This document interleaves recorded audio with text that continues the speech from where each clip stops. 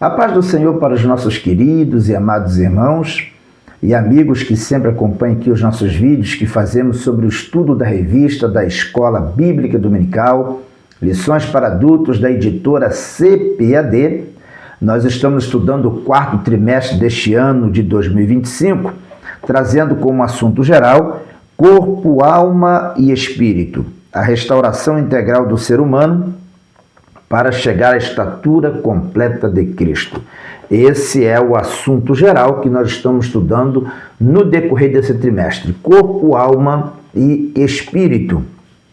Tem sido de grande importância esse estudo para nos ajudar a compreender o ser humano como um todo e também entender como que o pecado, de alguma forma, interferiu dentro daquilo que Deus havia preparado para o homem, mas também nós estamos aprendendo como que Deus trabalhou para restaurar o homem do seu estado pecaminoso. Deus fez o homem perfeito, o homem acabou se comprometendo com o pecado, sofrendo sérias consequências por conta do pecado, mas o próprio Deus que criou o homem, ele preparou um meio para que o homem fosse resgatado, restaurado do seu estado de pecaminosidade. E tudo isso nós estamos compreendendo neste trimestre, partindo do princípio, que nós estamos conhecendo o ser humano, como ele foi criado por Deus, para justamente entender o plano de salvação que Deus elaborou para o homem, de um modo geral. Bom, antes de nós estudarmos aqui, entrarmos dentro do assunto da lição, eu quero deixar aqui alguns abraços para alguns irmãos que interagiram conosco na lição passada, a lição de número 5. Quero deixar aqui meu abraço para a nossa irmã Mariana Leite, que é aqui da Igreja Assembleia de Deus da Porta, sempre faz aqui importantes comentários. Muito obrigado, minha irmã Mariana, por ter feito aqui comentários importantes na lição passada, nos ajudando. Nosso querido irmão Laércio Cícero também, meu abraço, também fez comentários aqui na lição passada. Thelma Couto, muito obrigado, Thelma, também por participar conosco. Nosso querido presbítero Valci Guimarães, muito obrigado, presbítero Valci, por também deixar o seu comentário na lição passada. A nossa irmã Ana Paula, nossa gratidão sincera também. A irmã Marcileia, muito obrigado, irmã Marcileia, por ter participado aqui, comentando na última lição. A irmã Angélica Gomes, nosso muito obrigado, Deus abençoe. Pastor Eduardo, meu amigo, companheiro, muito obrigado também por ter comentado no último vídeo. A irmã Noêmia Sobral e também o nosso irmão Valdinei Dantas. Muito obrigado a vocês que deixaram aqui o seu comentário no último vídeo, participaram, alguns trouxeram informações também, subsídios que vieram acrescentar na lição. Nossa gratidão sincera a todos vocês que estão sempre interagindo conosco aqui e dessa forma fortalecendo aqui o nosso projeto, que é exatamente trazer subsídios, trazer informações para acrescentar no estudo da revista da Escola Bíblica Dominical. Bom, nós estamos hoje aqui estudando a lição de número 6, que por sua vez estará sendo estudada nas escolas dominicais no dia 9 de novembro de 2025, e a lição de número 6 traz como título a consciência, o tribunal interior. O que é a consciência? Qual é o papel da consciência no ser humano? É possível a consciência nos servir como um guia, como orientadora? E é possível que a consciência também ela se corrompa? Então, todas essas perguntas que eu estou fazendo aqui inicialmente, elas com certeza serão respondidas à medida que nós formos nos aprofundando no estudo desta lição, que vai tratar sobre esta importante faculdade que nós temos dentro de nós, que é a consciência. Vamos lá, vamos começar respondendo aqui, definindo o que é a consciência. Uma das definições da consciência é o seguinte: consciência é a capacidade que um ser tem de perceber a si mesmo e o mundo ao seu redor, e ela envolve, então vamos lá, consciência envolve percepção, autopercepção, capacidade de pensar, consciência dos próprios sentimentos e experiências e desejos da vida. Então, quando a gente fala de consciência, nós estamos falando da capacidade que o ser humano tem de perceber a si mesmo, entender a si mesmo e também perceber as coisas que acontecem à sua volta, que acontecem no mundo. A consciência é, na verdade, o juízo de valor, o entendimento que nós temos de si mesmo. O ser humano é o único ser criado por Deus com a capacidade de usar o pronome eu, de se referir a si mesmo como pessoa. O único ser criado por Deus com a capacidade de pronunciar o pronome eu é o ser humano, o homem. Deus fez o homem com essa capacidade de compreender a si mesmo, de dimensionar a si mesmo, medir a si mesmo. E isso é possível porque Deus colocou em nós essa capacidade chamada consciência.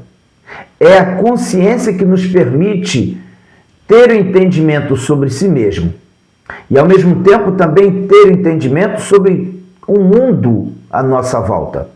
Então, nós temos capacidade de fazer juízo de valor a respeito de tudo que está à nossa volta, graças a essa faculdade extraordinária colocada por Deus em nós, chamada consciência, essa capacidade chamada consciência.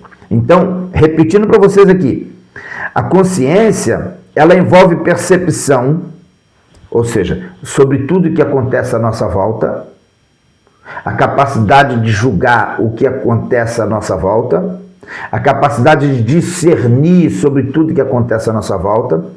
Também envolve autopercepção, que é a capacidade de você analisar a si mesmo, entender a si mesmo, julgar a si mesmo.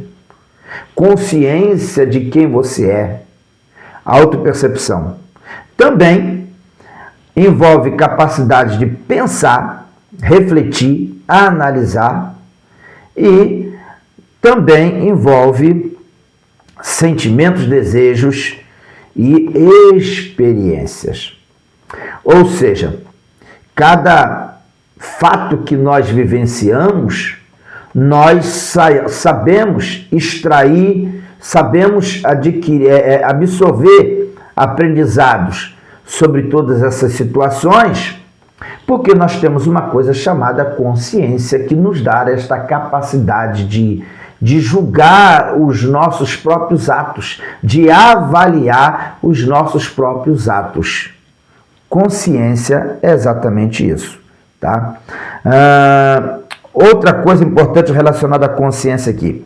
A consciência costuma ser entendida como uma função espiritual do ser humano, atua entre a alma e o espírito. Estudando essa lição aqui, vocês vão perceber, o próprio comentarista ele deixa bem claro aqui nesta lição, que não há unanimidade sobre o entendimento de onde a consciência ela se situa. A consciência ela está na alma ou está no espírito? Não há um consenso em relação a esse assunto. Existem teólogos que defendem a ideia que a consciência ela é um elemento inerente à alma. Outros defendem a ideia de que ela faz parte do espírito do homem. Nós temos a ideia de que, sem dúvida nenhuma, a consciência, ela trabalha, ela é uma faculdade e ela está entre a alma e o espírito. Nós temos esse entendimento. Porque a consciência, ela trabalha com juízo de valor, com julgamentos, não só daquilo que você pensa, reflete, mas também trabalha com um juízo de valor sobre aquilo que você sente, as emoções, as vontades, que são reações da alma. Então, há para nós um entendimento mais claro de que a consciência, ela trabalha entre a alma e o espírito. Alguns defendem a ideia de que ela está relacionada diretamente à alma e outros dizem que está relacionada ao espírito. Mas, na verdade, a consciência, ela é parte do homem espiritual, ela é parte do homem interior e está entre a alma e o espírito, sem dúvida nenhuma. Bom, vamos lá, nós vamos aqui também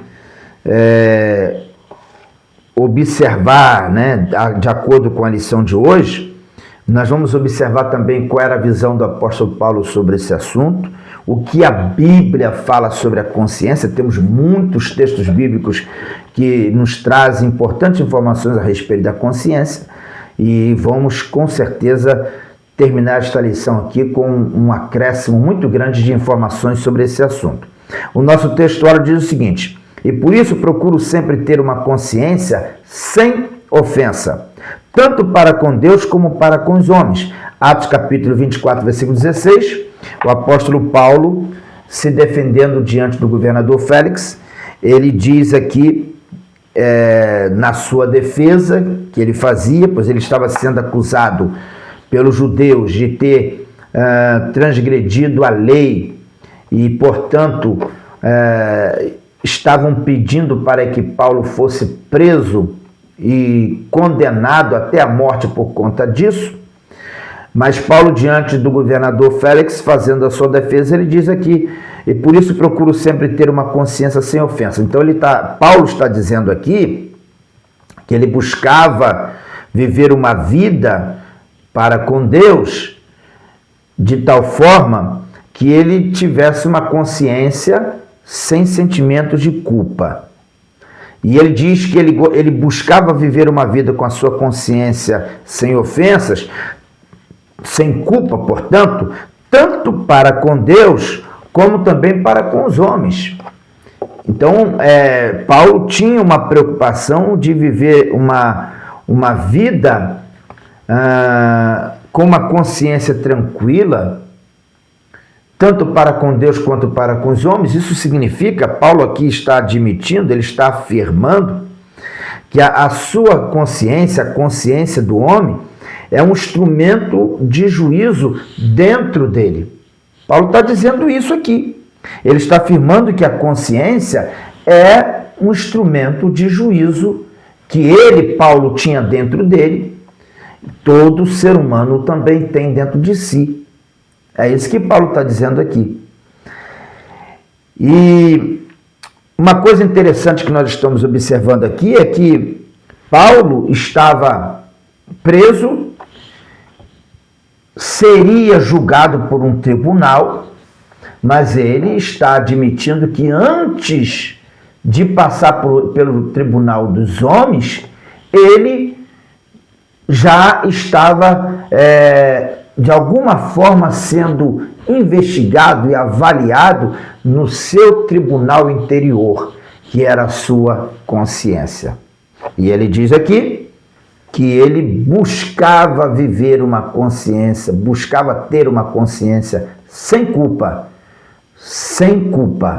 sem ofensa, para com Deus, para com os homens, para que ele tivesse, claro, paz no seu interior.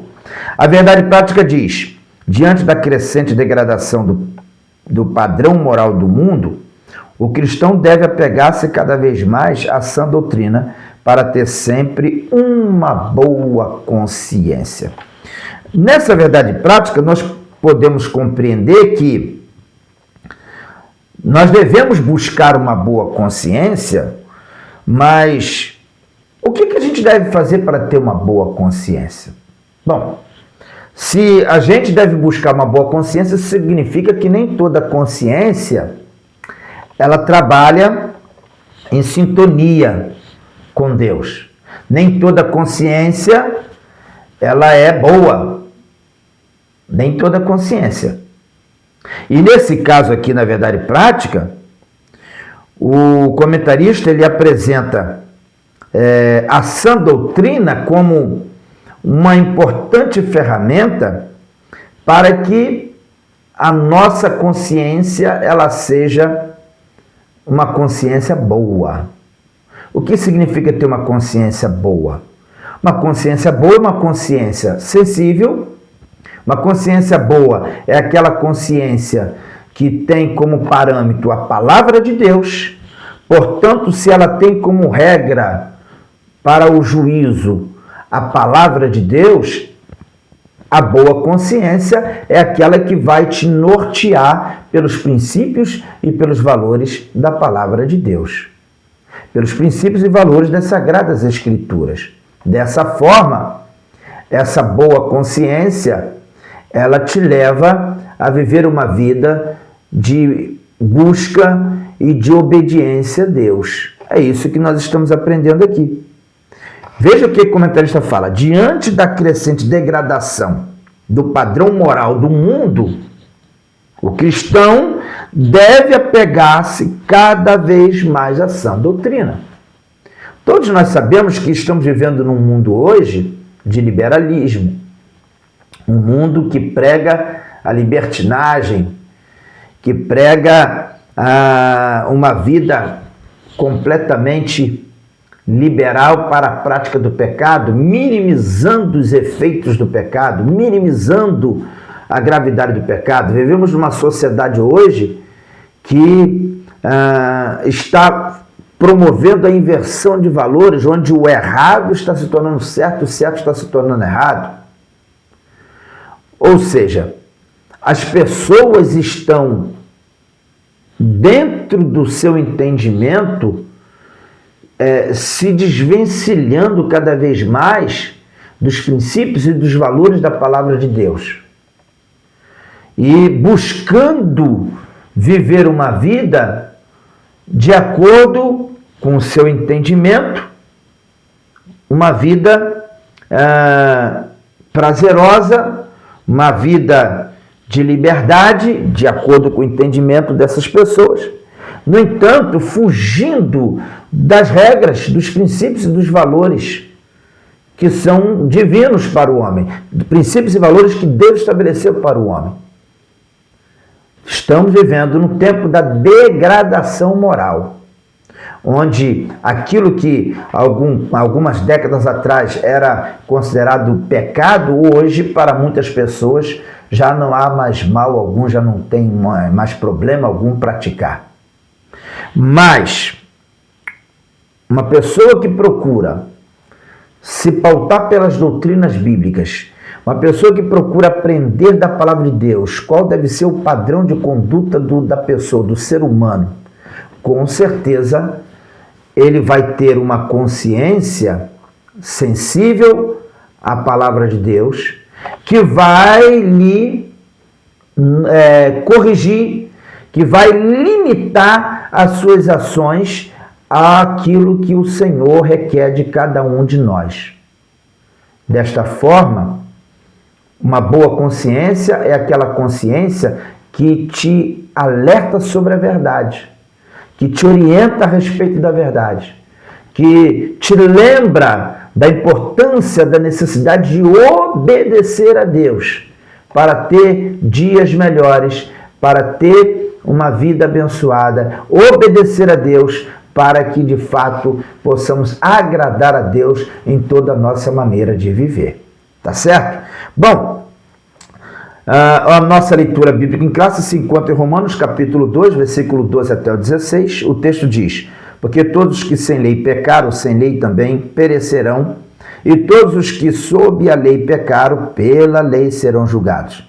Porque os que ouvem a lei não são justos diante de Deus, mas os que praticam a lei hão de ser justificados. Porque quando os gentios que não têm lei fazem naturalmente as coisas que são da lei, não tendo eles lei, para si mesmos são lei, os quais mostram a obra da lei escrita no seu coração, testificando juntamente a sua consciência e os seus pensamentos, quer acusando-os, quer defendendo-os, no dia em que Deus há de julgar os segredos dos homens, por Jesus Cristo, segundo o meu evangelho. O apóstolo Paulo, escrevendo aqui a carta para os romanos, ele está falando aqui que todo ser humano vai ser julgado um dia diante de Deus. Ele está falando sobre isso. Mas também ele está afirmando aqui que antes mesmo desse julgamento que vai acontecer diante de Deus, todo ser humano ele tem dentro de si uma consciência. Aqueles que conhecem a lei, eles têm consciência de que precisam praticar a lei conforme eles aprenderam. Mas e aqueles que não têm lei? E aqueles que nunca tiveram a oportunidade de conhecer a lei de Deus, a palavra de Deus? Essas pessoas também serão julgadas? Essas pessoas também passam por um tribunal interior? Sim, eles têm consciência. Existem aqueles que serão julgados pela lei de Deus codificada, pela lei legal, pela ordenança legal, que é a lei que foi ensinada, a palavra de Deus, que nos traz a lei divina. Mas existem aqueles que nunca ouviram a palavra de Deus, mas têm consciência.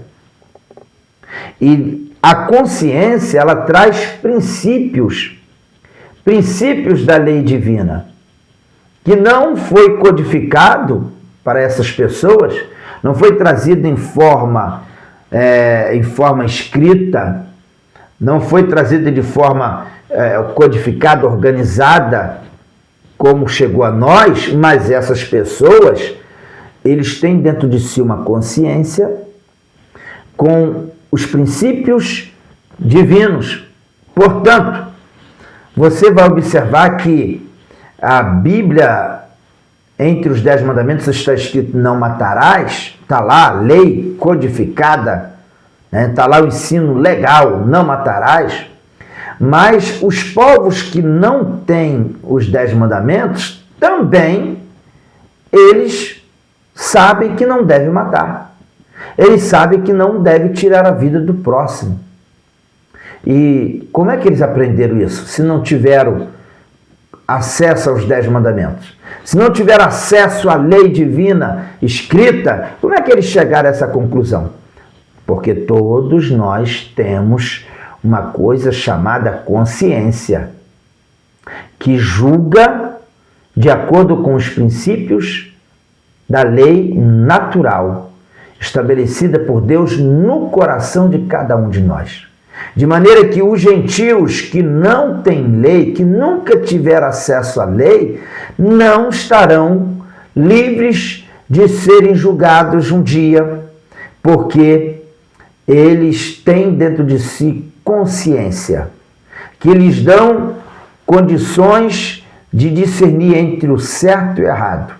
E ainda que eles sejam ignorantes quanto à lei escrita de Deus, mas eles têm dentro de si uma consciência que lhes faz discernir entre o que é certo e errado, e um dia, quando forem se apresentar diante de Deus, serão julgados de acordo com esse nível de entendimento que eles têm em sua consciência. Deu para vocês compreenderem? Então, o apóstolo Paulo aqui na carta aos Romanos, ele está falando exatamente sobre isso, que ninguém ficará livre de se apresentar diante de Deus e ser julgado pelos seus atos. Ninguém.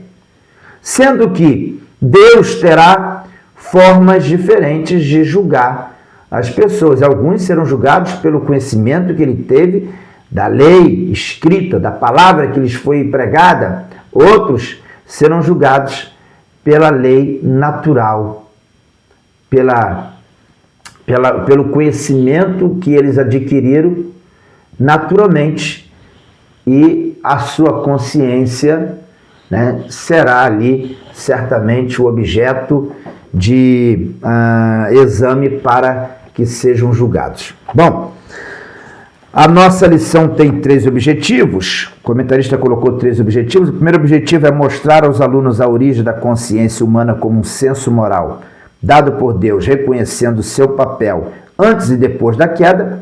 Nós aprendemos aqui que a consciência, ela é um freio na vida do ser humano.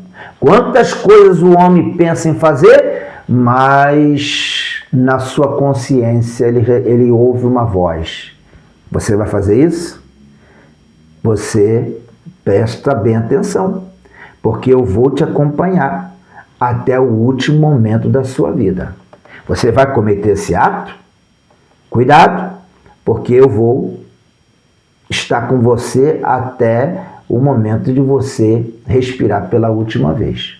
Então a consciência, ela nos freia muitas vezes de tomar certas decisões. Nos leva a refletir sobre a gravidade de atitudes que nós tomamos. Ela funciona como um senso moral. Segundo objetivo da lição, ensinar que a consciência atua como um tribunal interior, capaz de acusar ou defender, incentivando o autoexame constante. Terceiro objetivo da lição é alertar os alunos para as falhas e deformações que a consciência pode sofrer quando não é orientada pela verdade bíblica. Bom, na nossa introdução da lição, o comentarista escreve o seguinte: Deus fez o ser humano com um senso moral chamado consciência, que acusa, defende e julga. Funciona segundo a lei moral, comum a todas as pessoas, as escrituras sagradas e outras fontes normativas como a família, a igreja e o Estado. A consciência escrutina e emite juízo sobre todo comportamento humano. Agora, o primeiro tópico da lição fala sobre antes e depois da queda. Como é que funcionava a consciência antes da queda? E como passou a funcionar depois que o homem pecou no Jardim do Éden? Vamos lá. Primeiro subtópico, nós temos a primeira manifestação. Do grego, syneidesis, que significa saber como. A consciência é uma faculdade inata, ou seja, todos nascem com ela. É como um sensor instalado na alma humana. Alguns teólogos consideram que seja no espírito. Não há consenso sobre isso. Já falei aqui, né? Alguns teólogos entendem que a consciência ela está relacionada ao espírito do homem, outros entendem que está relacionada à alma, mas não há consenso sobre essa questão. É uma capacidade dada por Deus para o homem discernir entre o certo e o errado, e assim orientar-se em suas decisões. Gênesis capítulo 2, versículos 16 e 17, Gênesis capítulo 3, versículo 6 até o 10, fala sobre esse assunto.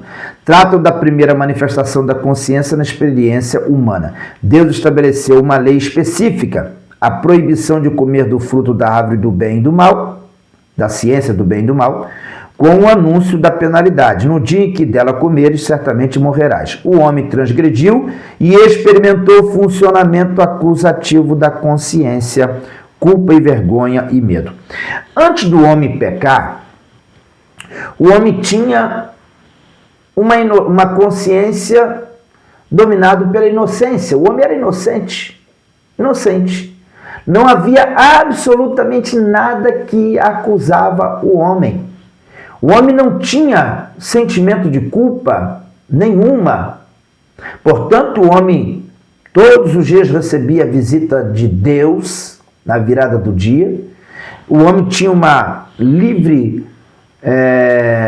um livre relacionamento com Deus, uma comunhão íntima e diária com Deus. E o homem vivia muito bem com seu Criador. Por quê? A sua consciência estava coberta pela inocência, não havia pecado até então. Só que, infelizmente, o homem veio a pecar.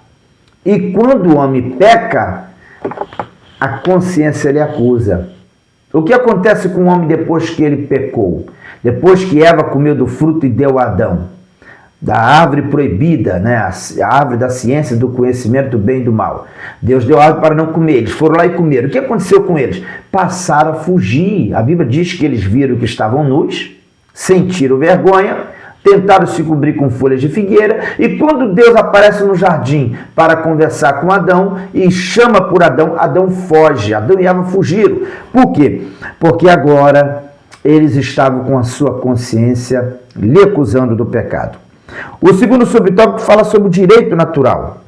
Todo ser humano nasce com um conteúdo normativo fundamental na alma, que é a lei moral, também chamada de lei da natureza ou direito natural. No Gênesis, isso é visto pela primeira vez em Caim, que feriu o direito natural tirando a vida do próprio irmão e experimentou uma trágica consequência. Sua consciência o afligiu com pesada culpa, dada a gravidade do seu pecado.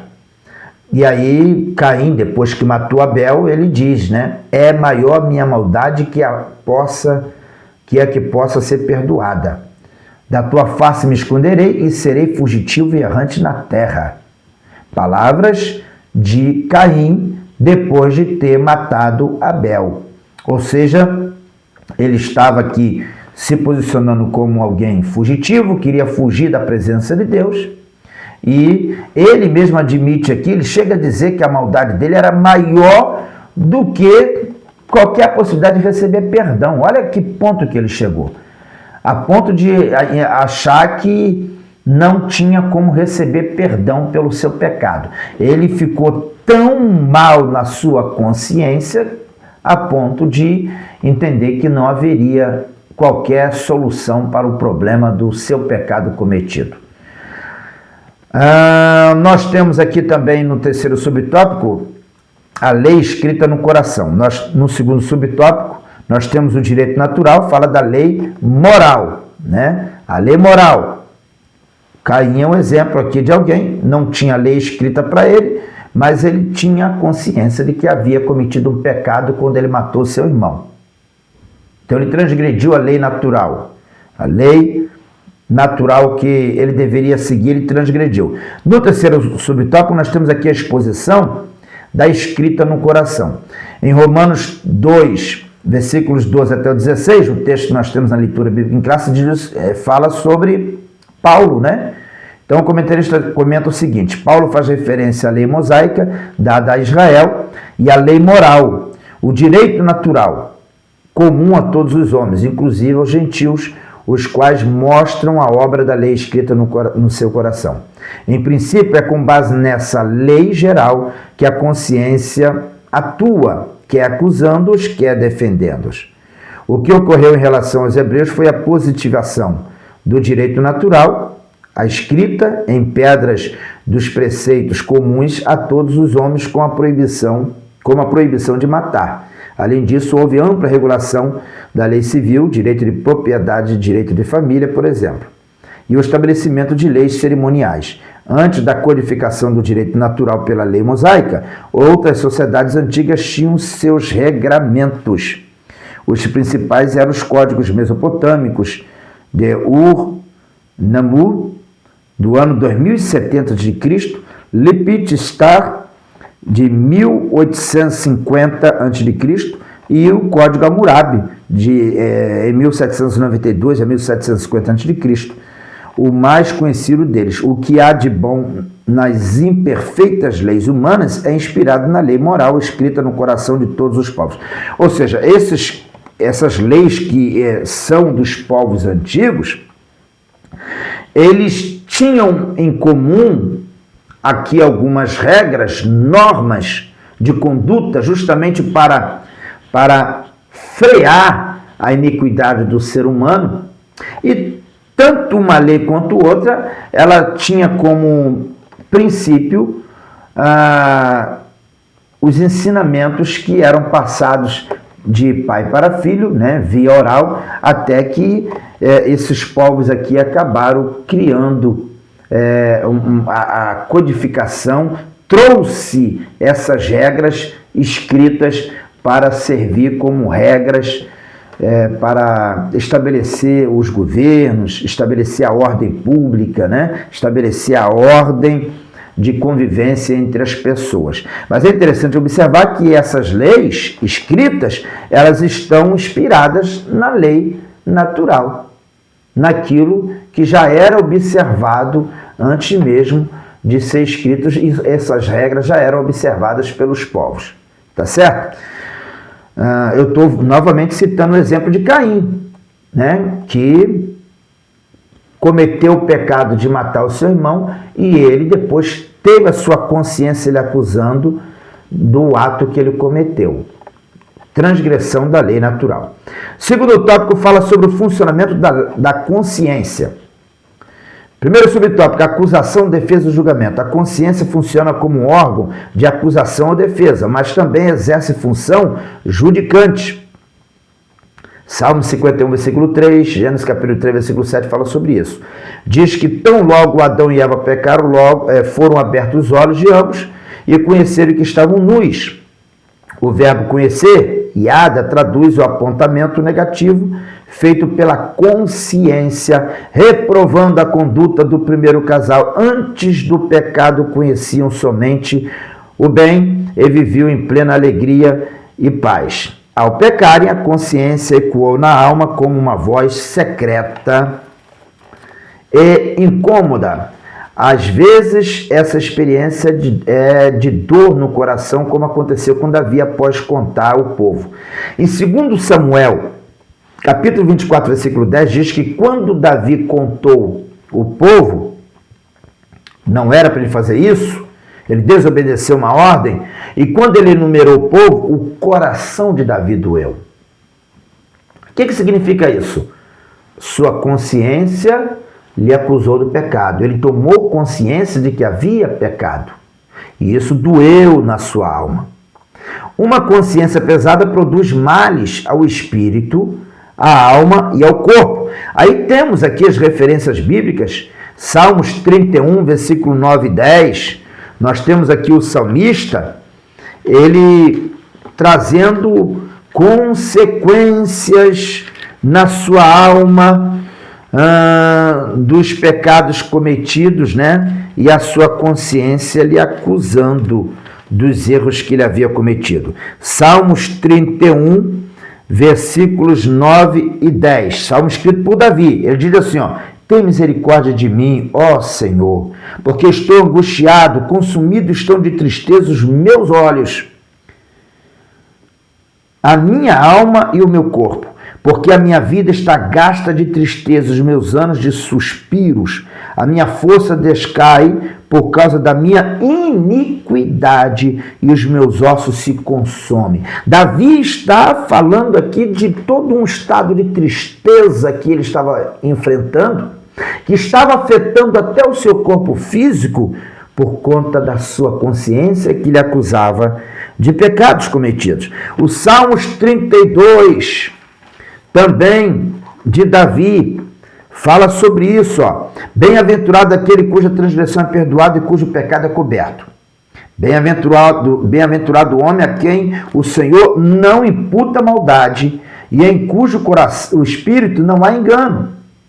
Agora, olha o que ele fala no versículo 3. E enquanto eu me calei, envelheceram os meus ossos pelo meu bramido em todo o dia, porque de dia e de noite a tua mão pesava sobre mim, o meu humor se tornou em sequidão de estio, confessei-te o meu pecado, e a minha e a minha maldade não encobri. Dizia eu, confessarei ao Senhor as minhas transgressões, e tu perdoaste a maldade do meu pecado. Ora, Davi está falando aqui no início dos Salmos, que ele estava sofrendo uma angústia profunda por conta dos seus pecados. Ele tinha consciência de que havia pecado. A sua consciência lhe acusava de erros cometidos. E a sua consciência lhe acusando dos seus pecados fazia com que ele sofresse. Sofria na sua alma e isso trazia reflexo até mesmo no seu corpo físico, porque ele fala aqui de reflexo no seu corpo físico. Envelhecer os meus ossos pelo bramido do dia, pelo bramido em todo o dia. Ele fala que o meu humor se tornou em sequidão de estio. Ele passou a ser uma pessoa mal-humorada, rancorosa, amargurada. E tudo isso reflexo do pecado oculto, escondido, que estava no seu íntimo. E a sua consciência lhe ferroava, lhe mostrando que ele estava errado. Até que ele resolveu confessar. No versículo 5, confessei-te o meu pecado, e a minha maldade não encobri. A partir do momento que ele confessa o seu pecado diante de Deus, ele recebe aqui a libertação de todo esse peso. Ele se sente agora leve, porque uma vez que ele confessou a Deus o seu erro, ele recebeu na sua alma, no seu interior, o perdão dos seus pecados. E aí, virou o quadro para ele.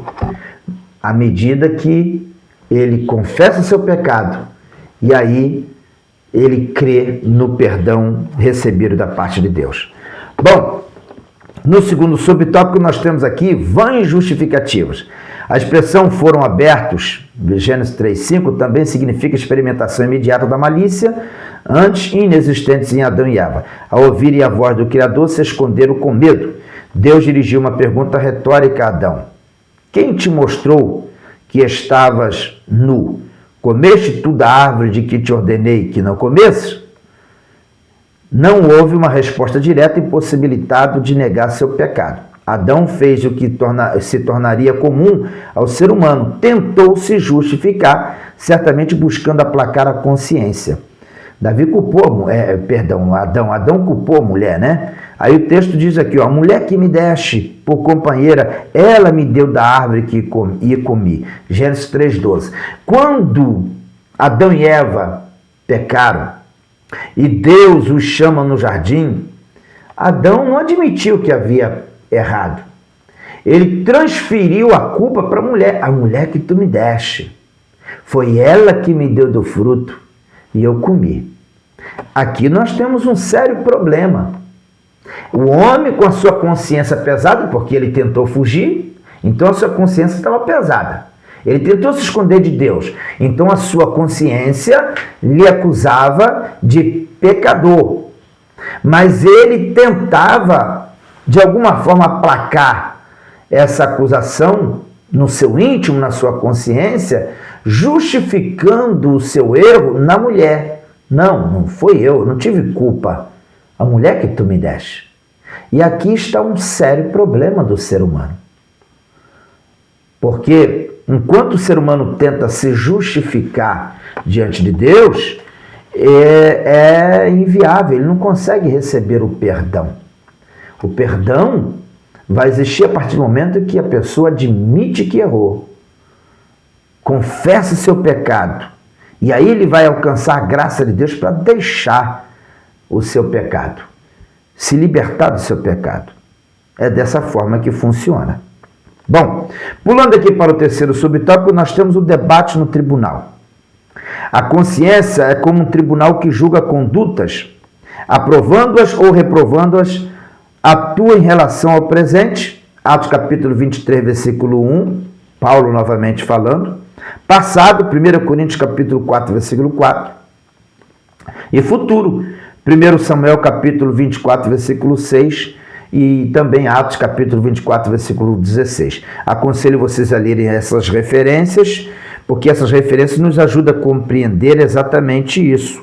A consciência, ela trabalha com memórias, ela trabalha com fatos que estão relacionados ao passado, presente e futuro. Ela julga fatos e memórias do passado, do presente e também do futuro.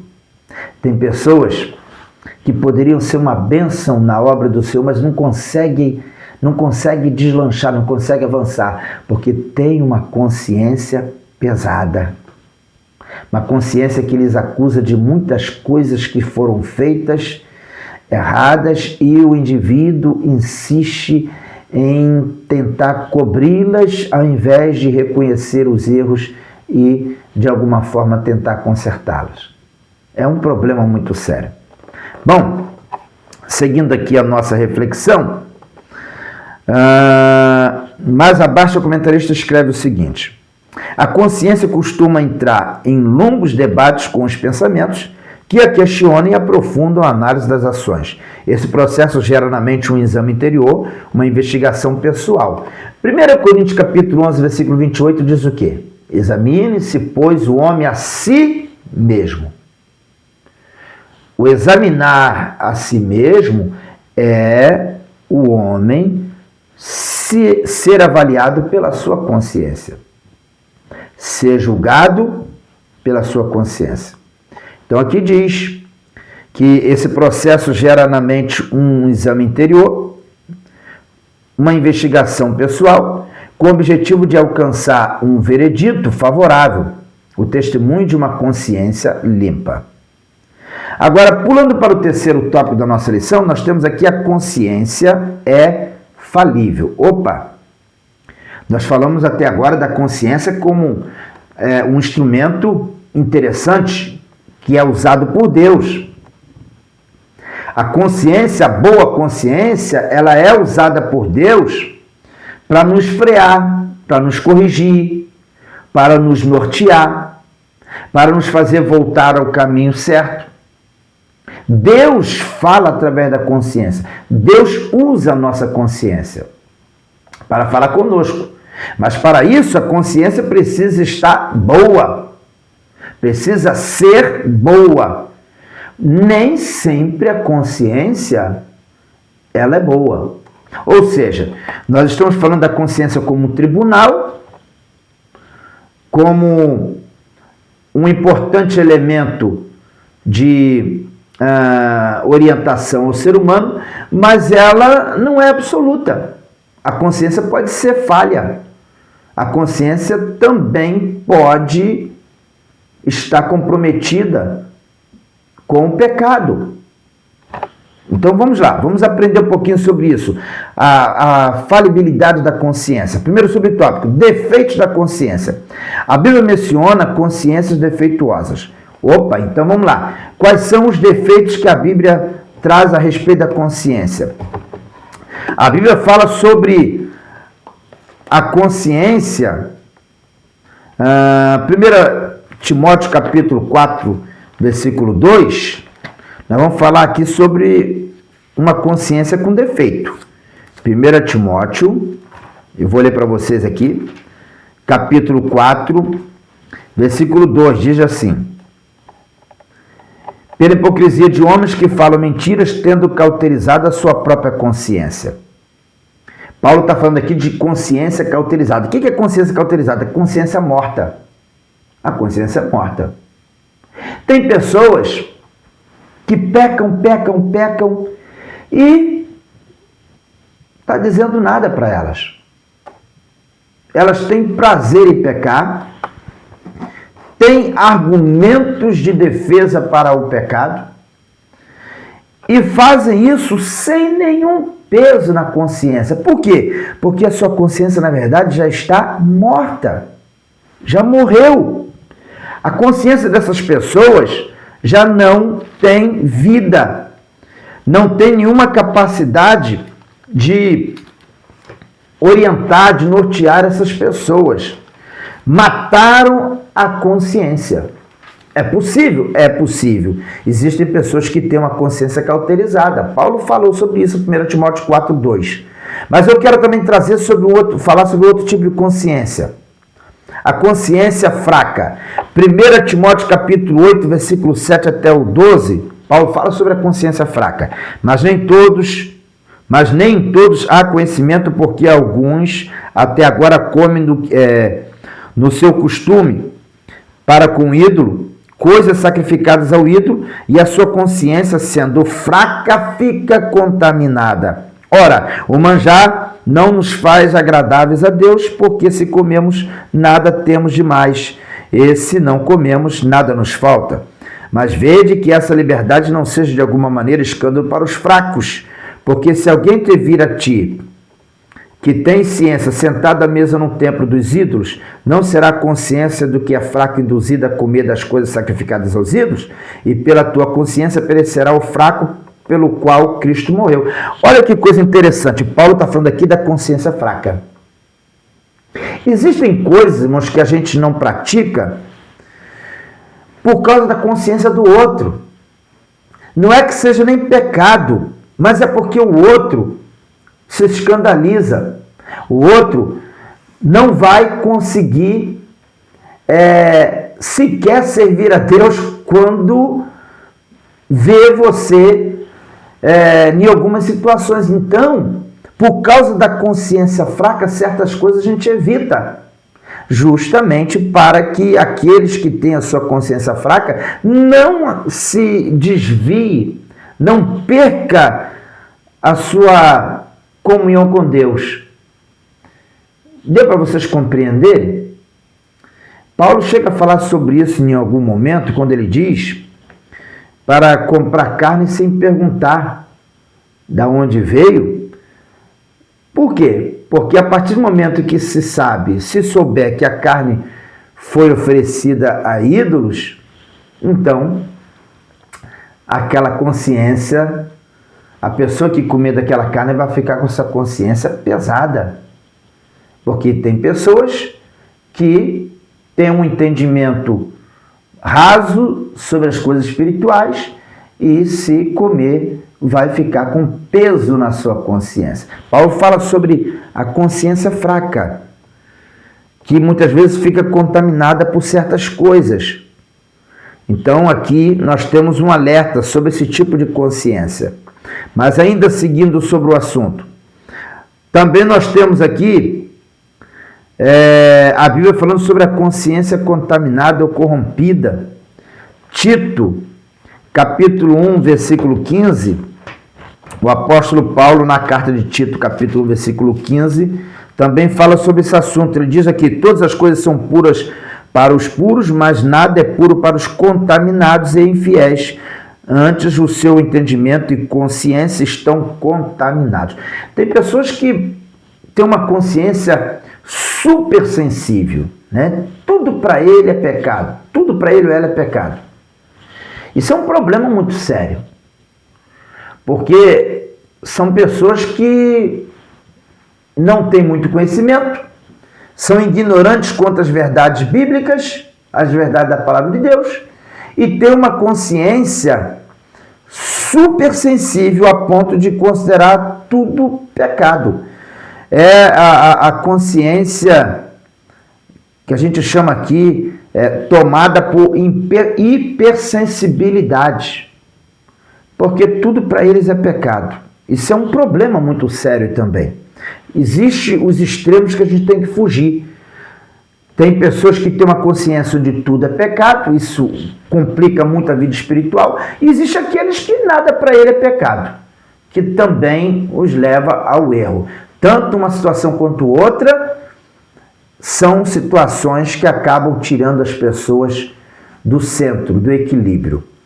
A nossa consciência, ela precisa ser saudável, boa, e uma consciência boa é uma consciência equilibrada com o ensino da palavra de Deus, tá certo? Então, nós temos aqui, na sequência do texto, o comentarista está dizendo o seguinte: para a consciência funcionar bem, é preciso estar corretamente educada e cuidada à luz da genuína palavra de Deus no Espírito Santo. Todo desequilíbrio é perigoso.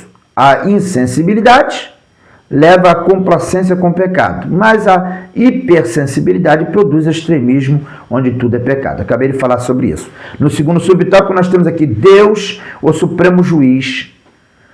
Deus, o Supremo Juiz. Apesar de sua grande importância no exercício do juízo moral, o pronunciamento da consciência não tem valor absoluto ou definitivo. Como disse Paulo, porque em nada me sinto culpado, mas nem por isso me considero justificado, pois quem me julga é o Senhor. Devemos sempre nos submeter humildemente a Deus, ainda que nossa consciência não nos acuse. Somente Ele, o Supremo Juiz, pode sondar o nosso interior e expor os mais profundos desígnios do nosso coração, mesmo os que nos sejam ocultos. Às vezes nos consideramos corretos e precisamos ser confrontados para reconhecer nossos pecados. Davi permaneceu insensível e rigoroso até ser repreendido através do profeta Natã. Pedro precisou ouvir o canto do galo, né? Pecados do espírito como soberba e orgulho são os que mais se escondem, né? Provérbios capítulo 16, versículo 18 fala sobre isso. Então aqui o comentário está dizendo o seguinte: a nossa consciência ela é uma importante reguladora dos nossos atos, mas ela é falha também. A nossa consciência também precisa estar moldada dentro dos princípios do ensinamento da palavra de Deus. Porque até a nossa própria consciência pode nos enganar, se ela não estiver devidamente moldada pela palavra do Senhor. E a consciência, ela deve ser boa o suficiente para nos preparar de alguma forma, espiritualmente, para que um dia nós possamos estar diante do Supremo Juiz e aí sim estaremos sendo julgados por todos os nossos atos de acordo com a nossa observância da vontade da palavra do Senhor. Então, pela fé, nós alcançamos o perdão dos nossos pecados. Tem pessoas que, mesmo sendo crentes, têm uma consciência lhe acusando de pecados passados. Ora, como é que fica a situação dessa pessoa? Sendo crente, ainda tem uma consciência que lhe acusa sobre o passado. Ele precisa crer que os seus pecados estão perdoados em Cristo Jesus. A Bíblia nos diz assim: se o teu coração, se o nosso coração nos condena, maior é Deus. Então, se de alguma forma existe alguma coisa nos condenando, precisamos confessar nossos erros a Deus, reconhecer as nossas falhas e crer de todo o coração no perdão que o Senhor tem para nós. A conclusão da lição nos diz: devemos manter nossa consciência sempre pura, renovada e iluminada por meio do contínuo estudo da Bíblia, nossa infalível regra de fé e prática. Bom, Deus abençoe vocês, espero que vocês tenham aí uma excelente aula e que este comentário venha servir aí para acrescentar importantes subsídios no estudo desta lição 6, que estará sendo estudada esse dia 9 de novembro de 2025. Deus abençoe a todos, fiquem todos na paz do Senhor Jesus.